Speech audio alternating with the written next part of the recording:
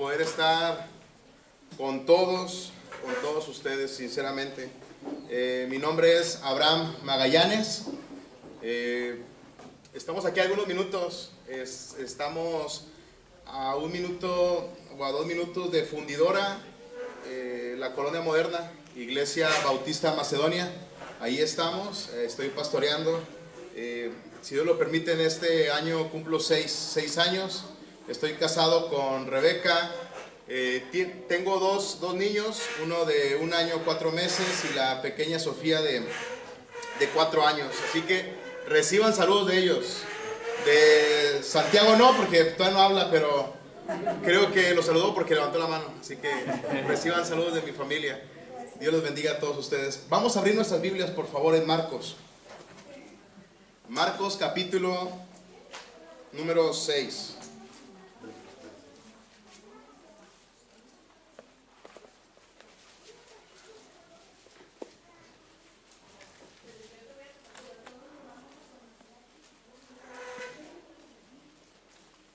Marcos capítulo número 6.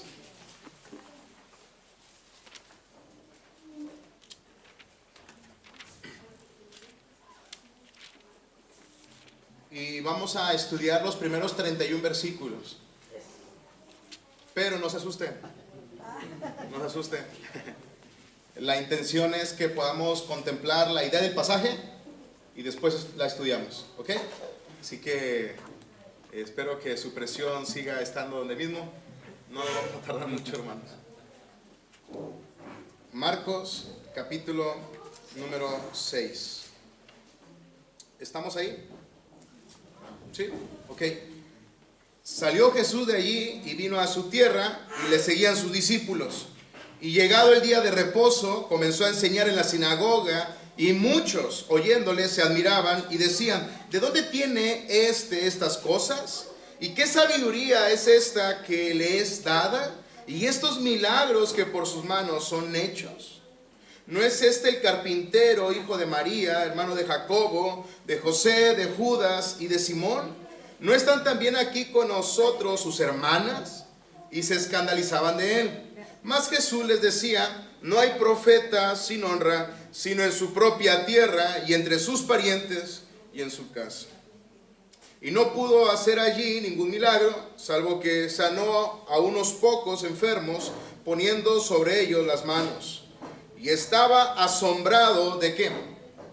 De la incredulidad de ellos, y recorría las aldeas de alrededor enseñando. Después llamó a los 12 y comenzó a enviarlos de 2 en 2.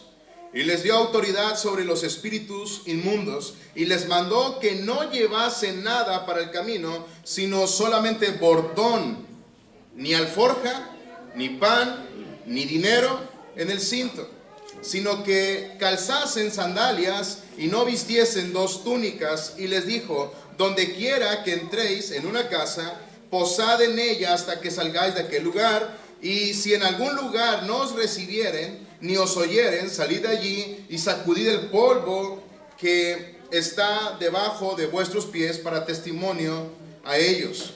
De cierto os digo que en el día del juicio será más tolerable el castigo para los de Sodoma y Gomorra que para aquella ciudad. Y saliendo predicaban que los hombres se arrepintiesen, y echaban fuera muchos demonios, y ungían con aceite a muchos enfermos y los sanaban. Oyó el rey Herodes la fama de Jesús, porque su nombre se había hecho notorio, y dijo: Juan el Bautista ha resucitado de los muertos, y por eso actúan en él estos poderes. Otros decían: es Elías, y otros decían: es un profeta, o alguno de los profetas. Al oír esto, Herodes dijo: este es Juan, el que yo decapité, que ha resucitado de los muertos. Porque el mismo Herodes había enviado y prendido a Juan, y le había encadenado en la cárcel por causa de Herodías, mujer de Felipe, su hermano, pues la había tomado por mujer. Porque Juan decía a Herodes: no te es lícito tener la mujer de tu hermano. Pero Herodías le acechaba y deseaba matarle, y no podía, porque Herodes temía a Juan, sabiendo que era varón justo y santo, y le guardaba a salvo. y oyéndole se quedaba muy perplejo, pero le escuchaba de buena gana. Pero venido un día oportuno en que Herodes, en la fiesta de su cumpleaños, daba una cena a sus príncipes y tribunos y a los principales de Galilea. Entrando la hija de Herodías, danzó y agradó a Herodes y a los que estaban con él a la mesa. Y el rey dijo a la muchacha: pídeme lo que quieras y yo te lo daré. Y le juró: todo lo que me pidas te daré, hasta la mitad de mi reino. Y saliendo ella, dijo a su madre: ¿qué pediré? Y ella le dijo: la cabeza de Juan el Bautista. Entonces ella entró prontamente al rey y pidió, diciendo: quiero que ahora mismo me des en un plato la cabeza de Juan el Bautista. Y el rey se entristeció mucho, pero a causa del juramento y de los que estaban con él a la mesa, no quiso desecharla. Y enseguida el rey, enviando a uno de la guardia, mandó que fuese traída la cabeza de Juan. El guarda fue, le decapitó en la cárcel y trajo su cabeza en un plato y la dio a la muchacha, y la muchacha la dio a su madre. Cuando oyeron esto sus discípulos, vinieron y tomaron su cuerpo y lo pusieron en un sepulcro. Entonces los apóstoles se juntaron con Jesús y le contaron todo lo que habían hecho y lo que habían enseñado. Él les dijo: venid vosotros aparte a un lugar desierto y descansad un poco. El precio de seguir a Cristo es el título del sermón en esta ocasión.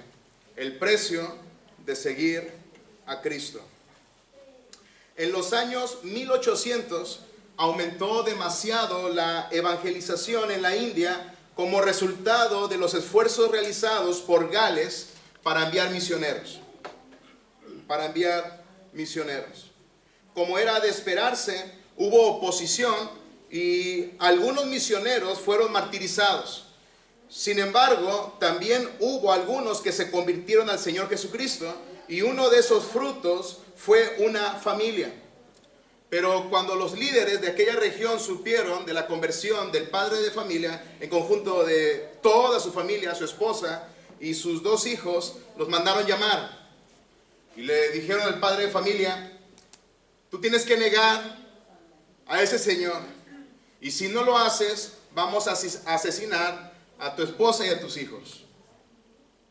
Ante esta advertencia, el padre de familia dijo lo siguiente: he decidido seguir a Cristo, no hay vuelta atrás, no hay vuelta atrás. Antes de morir, al igual que su esposa e hijos por causa de Cristo, se dice que este hombre dijo lo siguiente: aunque nadie se me une, lo seguiré, no hay vuelta atrás, no hay vuelta atrás. La cruz delante de mí, el mundo detrás de mí, no hay vuelta atrás, no hay vuelta atrás. Creo que ya saben cuál himno es. He decidido seguir a Cristo. Pero creo que es más fácil cantarlo que imitar la historia detrás de ese canto. De hecho, con el paso del tiempo, a este famoso himno, he decidido seguir a Cristo, se le conoció como el himno de la persecución, por todo lo que involucra. Creo que la letra del himno, aunado con su historia, nos describe vívidamente el precio, escuchen bien, el precio que un seguidor de Cristo debe estar dispuesto a pagar. Con esto en mente, quiero citarte al historiador Justo González en su monumental obra Historia del Cristianismo. Él dice lo siguiente, y cito: desde sus inicios la fe cristiana no fue cosa fácil ni sencilla. El propio Señor, a quien los cristianos servían, había muerto en la cruz, condenado como un malhechor cualquiera. Esteban sufrió al ser muerto por orden de Herodes, y a partir de entonces hasta nuestros días nunca han faltado quienes se han visto en la necesidad de sellar su testimonio con sangre. Fin de la cita. Así que si tú y yo estudiamos la historia de la iglesia desde sus inicios, veremos muertes, persecuciones y todo tipo de hostilidad en contra de aquellos que reconocen a Cristo como su Señor y Salvador. Eso lo vas a ver de principio a fin en la historia de la iglesia. Por ejemplo, John Fox tiene un libro que se titula El libro de los mártires. Es muy famoso, el libro de los mártires. Y en este libro, John Fox lo dedica para hablar de las muertes, para presentar los testimonios de los sufrimientos de los cristianos. El sufrimiento de los cristianos. Y John Fox en su epílogo dice lo siguiente: concluimos ahora, buenos lectores cristianos, este tratado que nos ocupa, pero no por falta de material, sino más bien abreviar el tema debido a la inmensidad de que trata. Fin de la cita. O sea, en otras palabras, John Fox dice, tengo que ponerle fin a mi libro, pero no porque me falten muertes, sino porque ya es tiempo. Hay que abreviar todas las muertes que tenemos de cristianos. Pero, mis hermanos, no solamente la historia de la iglesia nos informa que el creyente sufre por causa de Cristo, sino también la misma Escritura. De hecho, a mí me parece sumamente interesante que se hable acerca de la prosperidad económica, de la prosperidad material, de la prosperidad física, cuando en la Biblia, si algo se nos promete, es sufrimiento. Mateo 5:11, Jesús: bienaventurados sois cuando por mi causa os vituperen y os persigan. Jesús no está diciendo en dado caso, no. Ustedes son bienaventurados cuando los vituperen y cuando los persigan. Juan 16:33, en el mundo tendréis aflicción, pero confiad, yo he vencido el mundo. Y en Lucas 16, que es uno de los textos favoritos de su servidor, creo que todos ustedes recuerdan cuando Jesús va caminando y hay una enorme multitud. Él se voltea y les dice lo siguiente: si alguno viene a mí y no aborrece a su padre, Lucas 16:25, y no aborrece a su padre y madre, mujer e hijos y hermanos y hermanas, y aún también su propia vida, no puede ser mi discípulo. No puede ser mi discípulo. Y el que no lleva su cruz, y recordemos que en aquella época que alguien cargara una cruz no era sinónimo de te va a ir mal. No, no, no, era sinónimo de muerte. Ver a alguien cargar una cruz es prácticamente no verlo jamás. Así que lo que Jesús está diciendo es, si tú vienes a mí, yo debo ser la prioridad en tu vida, al grado de que des la vida por mí. Y en Lucas, después de mencionar esto, pasa algo bien interesante, porque el Señor presenta del versículo 29, 16-29, unas escenas o una imagen donde para construir tú necesitas sentarte primero. Y si tú quieres ir a pelear contra un rey, tú necesitas primero sentarte y calcular el precio. Así que creo que la idea de Jesús es clara. Tú lo que necesitas es calcular el precio de seguirme. El precio de seguirme. Así que, mis hermanos, hemos contemplado el costo de seguir a Cristo. Hemos contemplado el costo de seguir a Cristo. El costo de seguir a Cristo puede ser dar la vida por Cristo.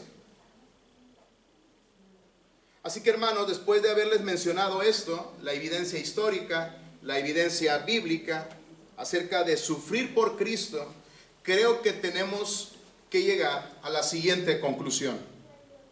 No tenemos evidencia bíblica ni histórica para afirmar que el creyente verdadero no sufrirá. De hecho, Jesús promete sufrimiento para todos aquellos que le siguen. ¿Cierto? Eso es lo que dice Jesús. Así que tú y yo podemos argumentar que no vamos a sufrir por Cristo. La respuesta es no, no tenemos ni evidencia histórica ni bíblica. Todo lo contrario, se nos asegura el sufrimiento por la causa de Cristo.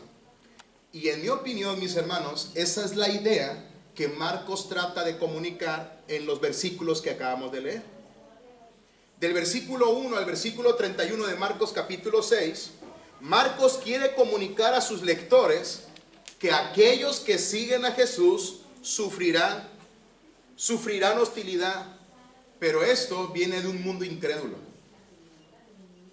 Así que esta es la idea que Marcos presenta en estos versículos. Les voy a poner un ejemplo, solamente síganme con su vista, por favor. Versículo 6 nos habla de incredulidad, y en esta sección hay rechazo de Jesús. Versículo número 11, Jesús envía a sus discípulos, les da una comisión de la proclamación del Evangelio, y en el versículo 11 Jesús les dice, pero llegará un momento en el que no los van a recibir. Versículo 16 al 18, creo que está por demás que lo mencione, ¿no?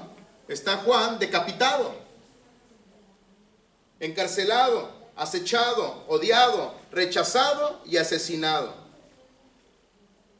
Así que, fíjense por favor lo que Marcos está tratando de comunicar a sus lectores. Si ustedes quieren seguir a Cristo, miren el precio de seguirle a Él. Y nos presenta primero a Jesús, después a sus discípulos y al final al precursor del Mesías. ¿Y cómo creen que aparecen los tres? Sufriendo, sufriendo, sufriendo. Ese es el precio de seguir a Cristo. Hermanos, una pregunta. Hasta estos momentos hemos visto dinero, hemos visto felicidad, hemos visto bienestar, ¿no, verdad? Entonces, ¿por qué en el presente la gente apela a eso? Ven a Cristo para que se acaben tus problemas, ¿cierto? Pero Marcos no tiene eso en mente. Lo que Marcos tiene en mente es, si vienes a Cristo, mira cómo acabó Juan sin cabeza. Mira cómo terminaron sus discípulos rechazados. Y de hecho, en un momento de la escritura llega a decir, de los cuales el mundo no era digno. ¿No lo recuerdan en Hebreos? O sea, hermanos, este es el precio de seguir a Cristo. Es por esta razón que quiero predicarles lo siguiente en el resto de estos minutos. Seguir a Jesús traerá hostilidad y sufrimiento del mundo incrédulo. Lo repito, seguir a Jesús traerá hostilidad y sufrimiento del mundo incrédulo. Seguir a Jesús traerá hostilidad y sufrimiento del mundo incrédulo. Y esta verdad la vamos a contemplar en tres personajes. En estas tres escenas que nos presenta Marcos. En primer lugar, del verso 1 al verso 6, veremos esta verdad con Jesús, cómo esto fue una realidad en Jesús. Del versículo 7 al versículo 13, veremos cómo esto fue una realidad con los discípulos de Jesús. Y del versículo 14 al 31, cómo esto fue una realidad en Juan el Bautista, que fue el que preparó el terreno del Mesías. Así que, mis hermanos, discúlpenme si les puse triste la mañana, pero si a Jesús, si a los discípulos y si al que preparó el terreno del Mesías les fue de lo peor, ¿qué crees que nos espera a nosotros? ¿Cierto? Pero ese no es el fin de la historia. Tranquilos, hermanos. Gracias a Dios tenemos el fin de la historia. Y ese fin de la historia es que llegará un momento en el cual estaremos con nuestro Señor sin sufrimiento, sin dolor, sin llanto.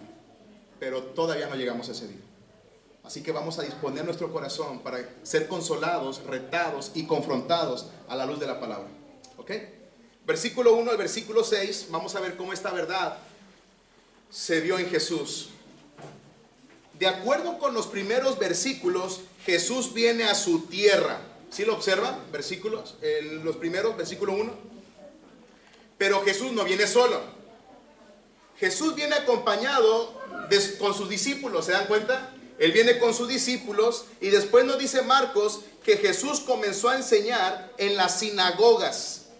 En la sinagoga, donde la reacción de los muchos, ¿sí lo observan en el texto? Muchos. Los muchos, ¿cuál fue la reacción inmediata? Admiración. La reacción inmediata es admiración. Ahora, aquí vamos a detenernos un poco, hermanos. ¿Por qué? Porque es necesario contemplar qué es lo que Jesús estaba enseñando.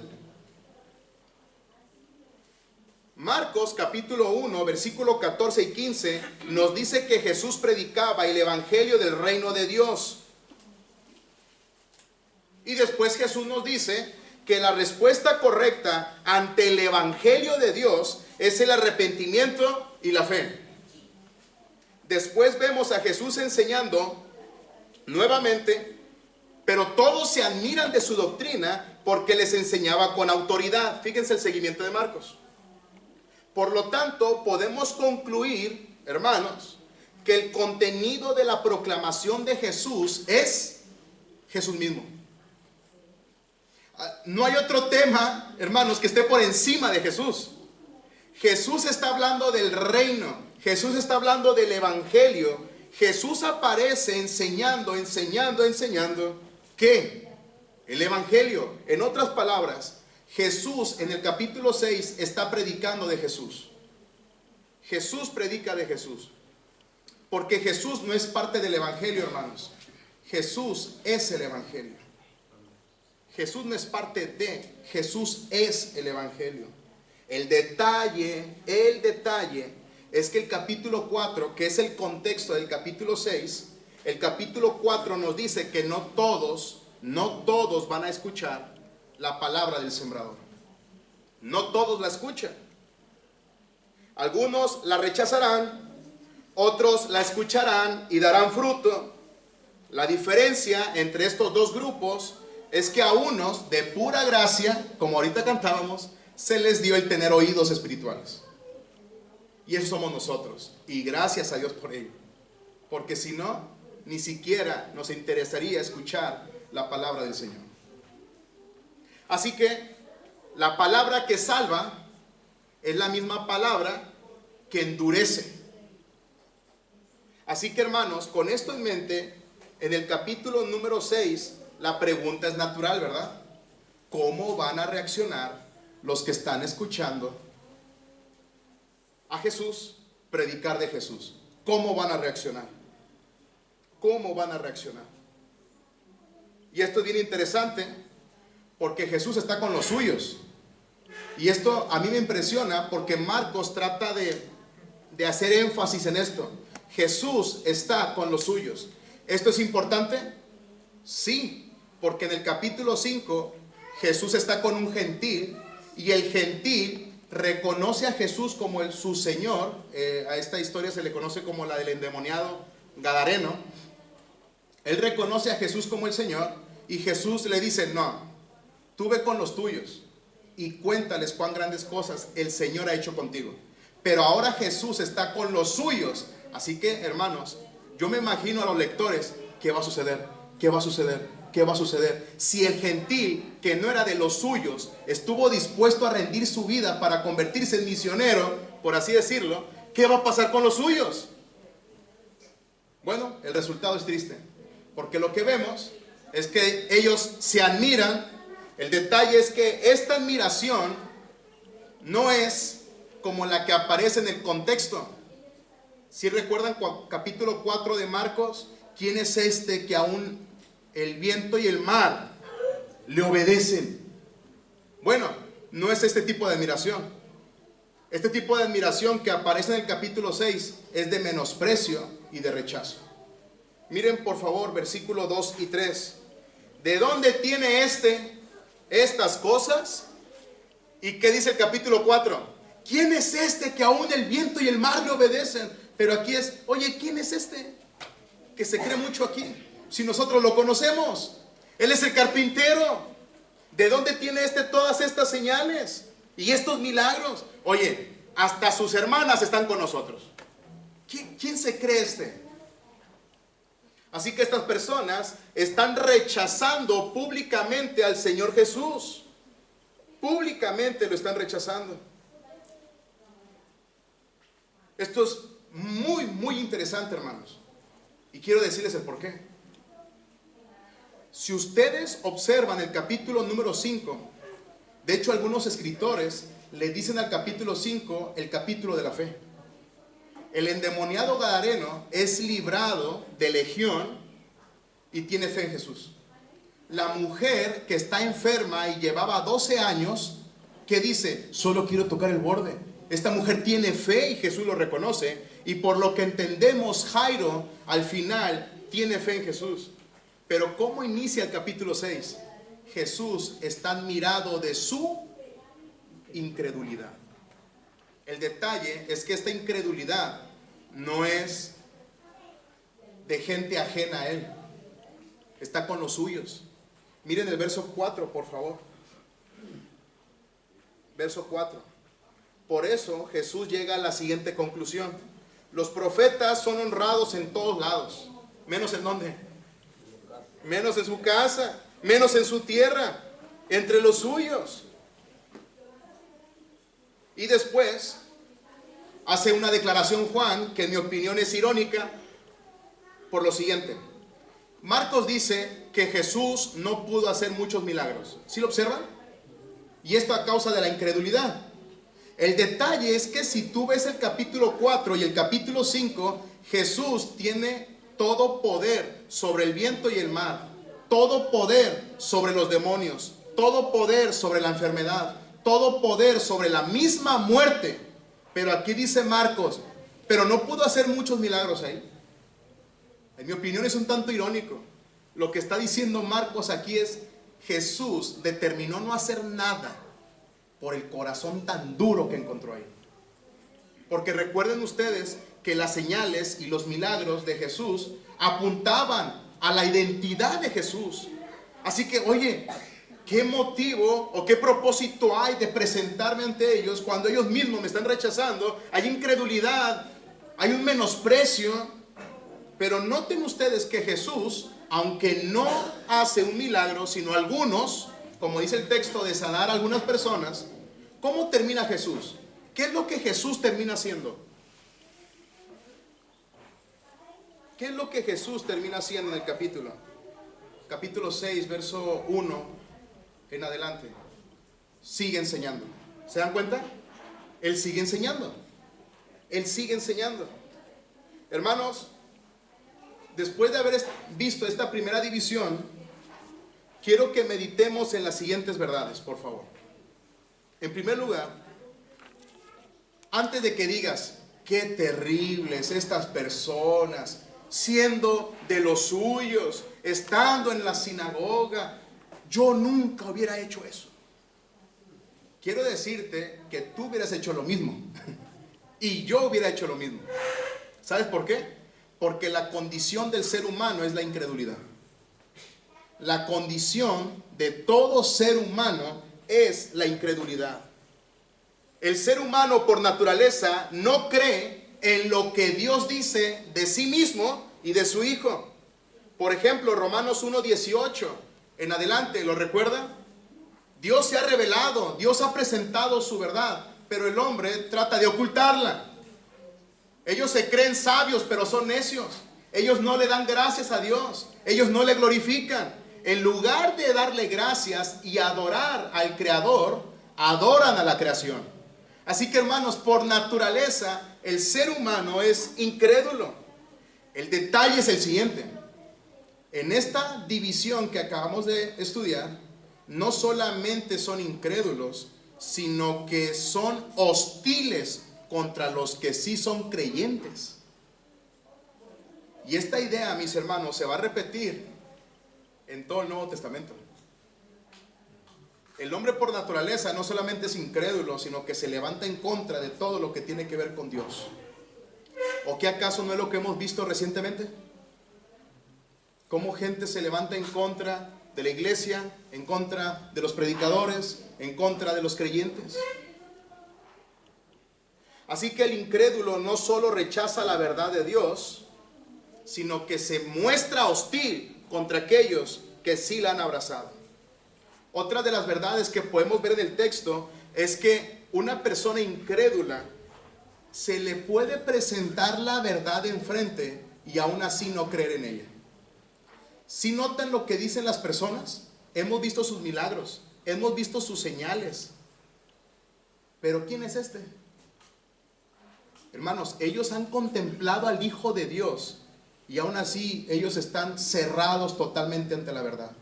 Porque esto es lo que precisamente hace la incredulidad. Habiendo dicho esto, recuerden por favor las palabras de Jesús. Juan 19:18.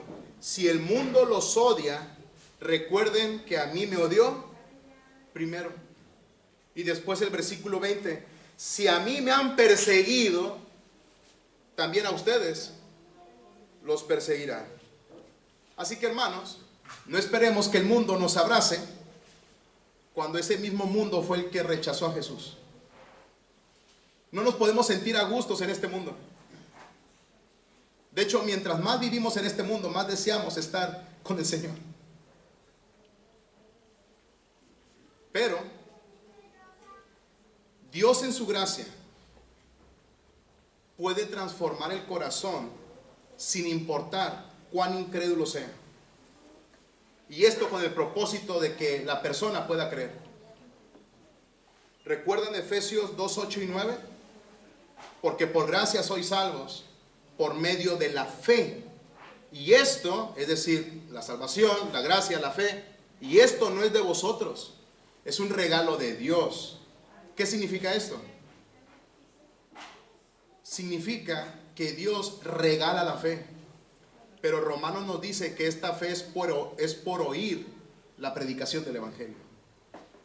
Así que, hermanos, aunque nuestra condición es vivir en incredulidad, Jesús, con el poder de su Evangelio, nos permite creer y tener fe.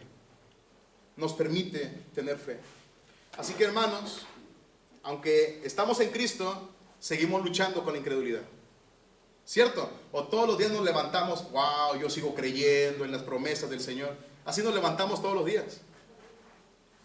Pero aquí aparece, por así decirlo, el antídoto para todos nuestros días. Y es recordar las verdades del Evangelio.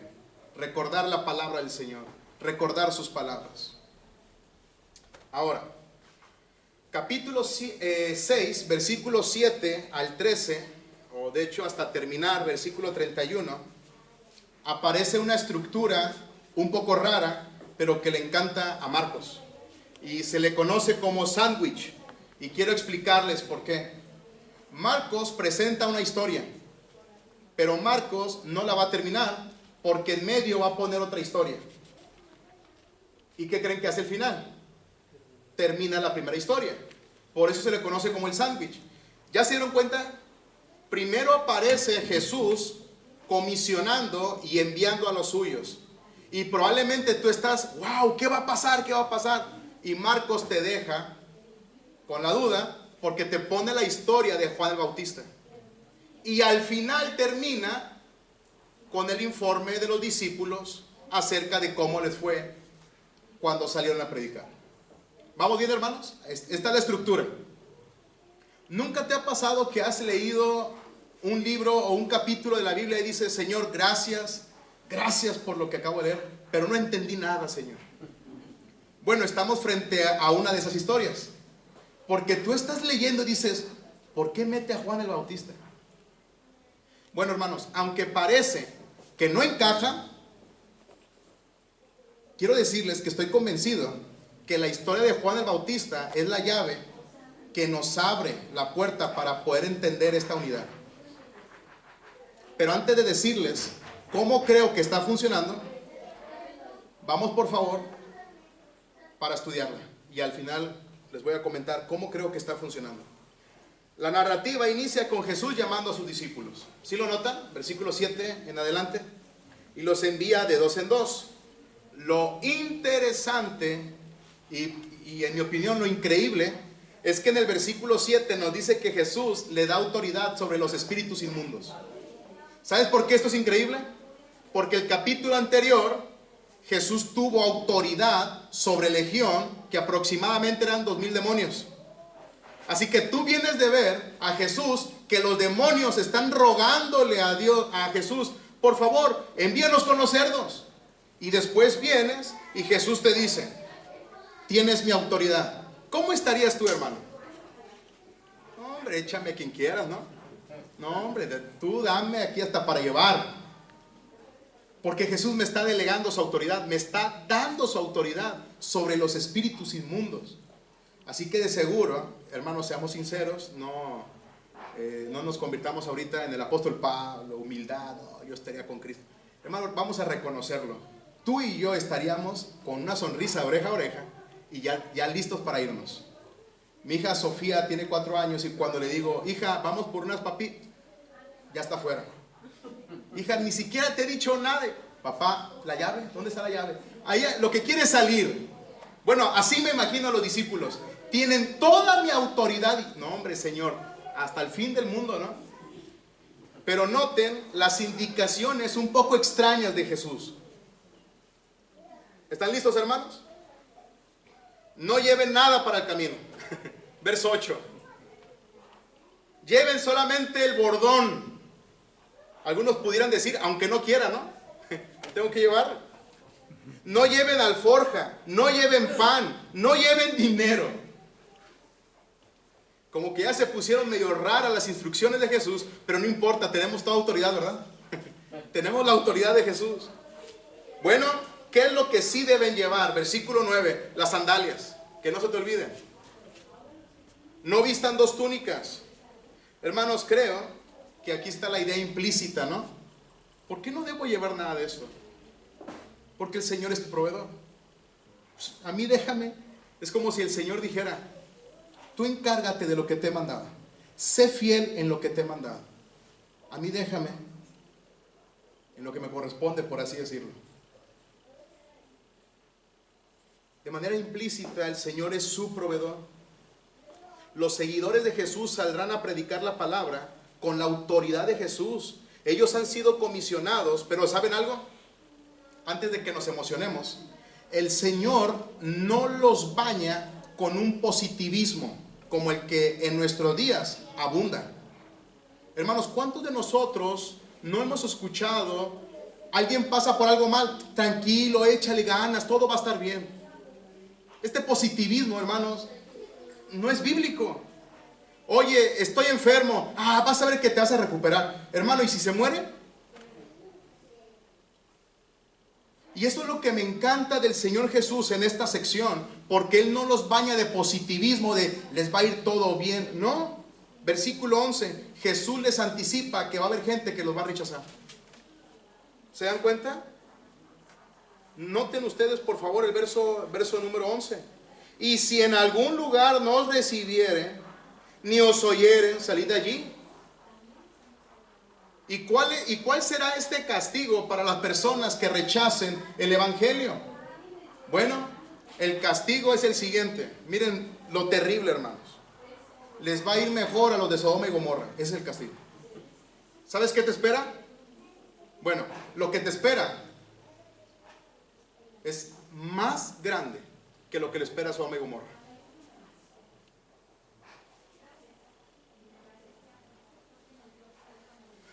Mis hermanos, Jesús aparece en los primeros 6 versículos predicando. ¿Y qué recibe? Menosprecio, hostilidad, rechazo. En la siguiente sección aparecen los discípulos predicando. ¿Y qué van a recibir?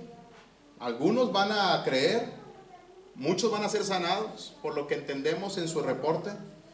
Pero, ¿qué van a experimentar? Hostilidad, sufrimiento, rechazo. Así que, habiendo dicho esto, mis hermanos, quiero decirles lo siguiente. De acuerdo con la Escritura, los que seguimos a Cristo, los que estamos en Cristo, hemos sido salvados por gracia, justificados, adoptados, redimidos, sellados con el Espíritu Santo. Hermanos, somos ricos espiritualmente hablando y nos espera la eternidad con nuestro amado Salvador. Pero nadie recuerda la otra cara de la moneda, que es el sufrimiento por causa de Cristo. La moneda sigue siendo la misma, pero muchas veces nos olvidamos de la otra cara. Y esta división nos enseña lo siguiente: a pesar del sufrimiento, tú y yo somos llamados a obedecer al Señor. A pesar del sufrimiento, a pesar de la hostilidad, tú y yo somos llamados a seguir fielmente al Señor. El problema es el siguiente: ¿qué es lo que tú y yo hacemos cuando estamos enfrentando sufrimiento por la causa de Cristo? ¿Qué es lo que hacemos? Ya no voy a ir. ¿Para qué voy? Si me va mal. Les digo en la iglesia, ¿cómo? O sea, nadie me dice, me está yendo mal, estoy sufriendo por Cristo, ya no voy a comer. O sea, lo primero que dicen es, ya no voy a congregarme.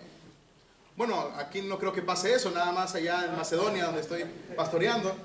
Pero mis hermanos, a pesar del sufrimiento, somos llamados a amar a Jesús, a seguir a Jesús, a honrar a Jesús, a adorarle, pase lo que pase. Pase lo que pase. ¿Cuál crees que fue el informe? ¿Cuál crees que fue el informe de los discípulos? No lo sabemos, porque Marcos nos presenta la escena de Juan el Bautista. Así que veamos ahora a Juan el Bautista. Versículos número 14 en adelante. 14 en adelante. De acuerdo con el pasaje, la reputación de Jesús aumenta cada vez más y llegó a los oídos de ¿quién creen? Según el texto. De Herodes. Y Herodes está pero asustadísimo. ¿Saben por qué? Porque Herodes piensa que Juan el Bautista había resucitado en Jesús. La pregunta es, ¿por qué cree que Juan el Bautista resucitó? Y la respuesta te la da el texto. Porque Herodes dice, a quien yo decapité. Decapitar. Esa palabra en griego literalmente es cortar cabeza. O sea, a Juan le habían cortado la cabeza. La pregunta es, ¿por qué? ¿Por qué le cortaron la cabeza a Juan? ¿Por qué se la cortaron?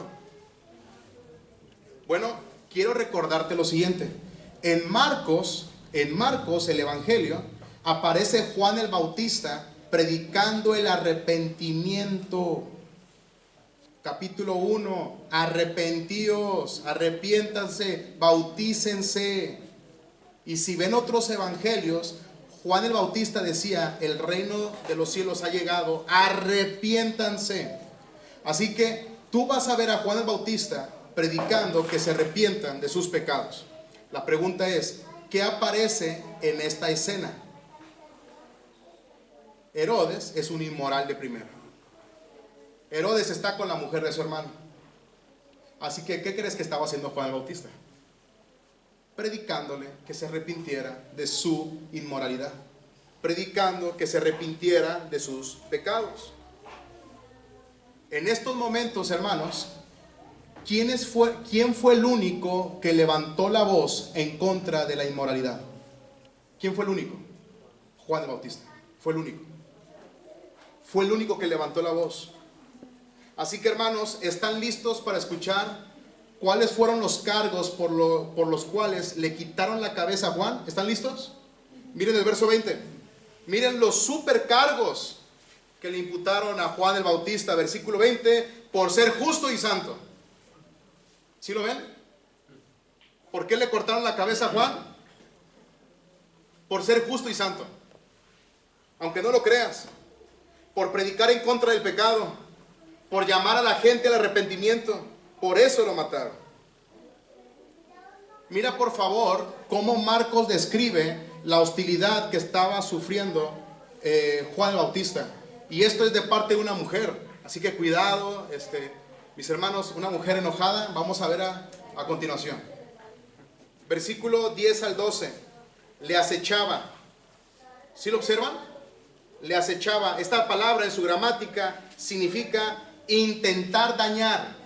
Así que, ¿por qué creen que Herodías estaba constantemente cerca de Juan? Porque le intentaba dañar. Esta palabra es la misma que se utiliza cuando decían en Lucas, que estaban acechando a Jesús. ¿Quiénes? Los fariseos. Es la misma palabra. Y dice el texto que deseaba matarle. En su gramática significa, Herodías tenía una fuerte pasión por matar a Juan el Bautista. Así que te imaginas estar encarcelado y que la mujer de la persona que te encarceló te intenta matar continuamente. Oye, ¿cuál es la pasión de ella? Ah, tiene un hobby hermosísimo. ¿Cuál es? Te quiere matar. Después el texto nos dice que llegó un día oportuno. ¿Oportuno para qué? Para llevar a cabo la fuerte pasión por matar de Herodías, a Juan el Bautista. Así que, hermanos, ustedes saben el desenlace, ¿verdad? La hija de Herodías baila, Herodes hace un juramento necio, y este juramento era: córtale la cabeza a Juan. ¿Y qué creen que pasó? Se la cortaron y la trajeron. Mis hermanos, después de estudiar esta sección, quiero decirles lo siguiente. Vivimos en un mundo incrédulo, ¿cierto?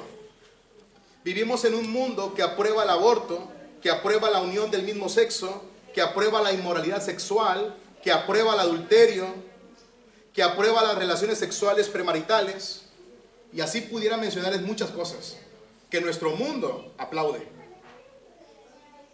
Pero este texto nos llama a que en el nombre del Señor nos levantemos para levantar la voz, mis hermanos, y llamar a la gente al arrepentimiento.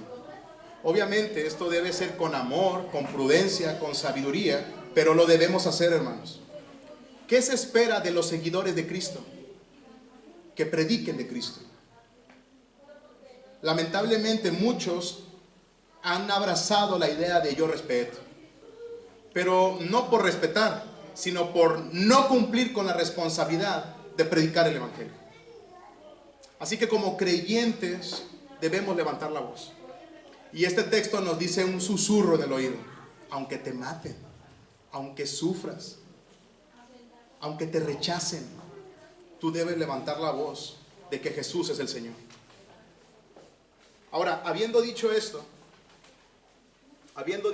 mis hermanos, ¿cómo creo que está encajando esta sección? Porque después de esta división, los discípulos regresan, entregan el informe y Jesús les dice: vamos a descansar. Que después se van a dar cuenta ustedes que ni descansaron, porque ya estaban esperándoles una multitud. Bueno, creo que está funcionando de la siguiente forma: hostilidad, persecución, hostilidad, persecución, por seguir a Cristo. ¿A qué grado? Y en medio está la escena de Juan el Bautista. ¿Hasta qué punto, mis hermanos, debemos estar dispuestos a sufrir por Cristo? Hasta la muerte. Hasta la muerte.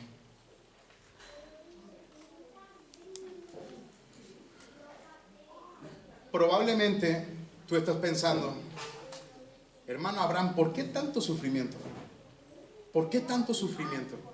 Sufrimiento al inicio, sufrimiento al final. Hostilidad, persecución. ¿Por qué tanto? ¿Por qué tanta muerte?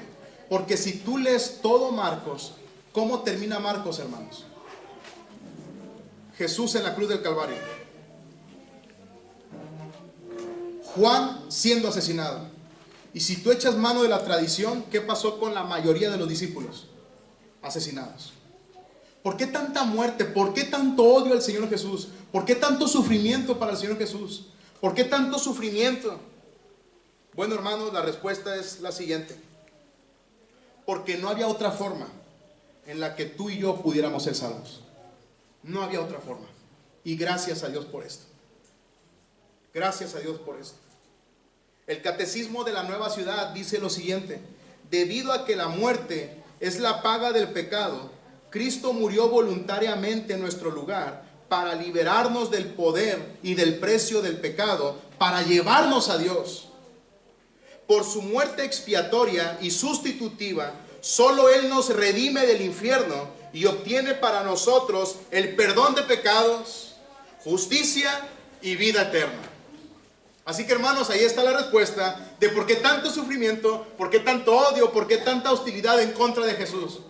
Porque de esa manera nos ha salvado. Entonces, o mejor dicho, en otras palabras, era necesaria la muerte, los sufrimientos, el rechazo y todo aquello que padeció Jesús para poder liberarnos del pecado y llevarnos a nuestro Dios glorioso, hermanos.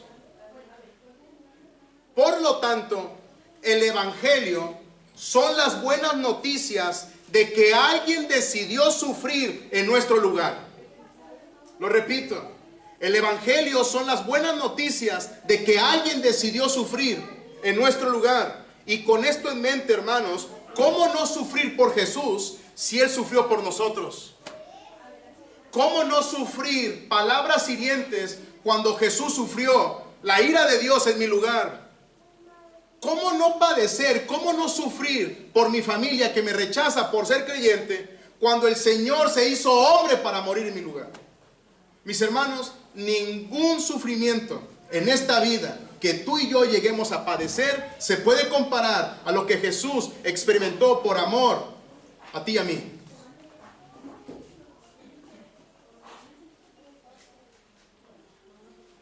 Así que si alguno de ustedes está sufriendo en el presente por Cristo, Pedro nos recuerda lo siguiente. Primera de Pedro 4:4. Y si ustedes recuerdan, la audiencia de Pedro está siendo asesinada por causa de Cristo. Dice él: si sois vituperados por el nombre de Cristo, sois bienaventurados, porque el glorioso Espíritu de Dios reposa sobre vosotros. En otras palabras, sufrir por Cristo demuestra que el Espíritu de Dios está en nosotros. Y es por esta razón que somos capacitados, nos da de su gracia y nos ayuda para poder soportar el sufrimiento. Así que, hermanos, si alguno se encuentra sin Cristo en este día, quiero decirles lo siguiente: tú lo que necesitas es una silla. ¿Me escuchaste bien? Si alguno se encuentra aquí sin Cristo, lo que tú necesitas en verdad es una silla. Porque tú necesitas sentarte y meditar en el precio de seguir a Cristo. Y si tú determinas seguir a Cristo, a pesar de lo que pase, el mundo te puede rechazar, te puede odiar, pero tu destino será en Cristo. Ellos pueden tocar el cuerpo, pero jamás el alma que le pertenece al Señor. Así que, mis hermanos, y aquí me dirijo a los verdaderos creyentes que se encuentran aquí, tú y yo ya nos sentamos en esa silla, ¿cierto o no? Tú y yo ya nos sentamos en esa silla, calculamos el precio de seguir a Cristo y hemos dicho: no vuelvo atrás, no vuelvo atrás. Mis hermanos, cada día que pasa es un día menos para contemplar a nuestro amado Salvador, que decidió sufrir por nosotros. El fin de la historia no es el sufrimiento, mis amados hermanos. El fin de la historia es con Jesús por la eternidad, sin sufrimiento, sin llanto, sin maldad. Pero todavía no llegamos a ese día. Así que perseveremos en medio del sufrimiento, porque hemos decidido seguir a Cristo, mis hermanos. Amén. Vamos a orar, por favor.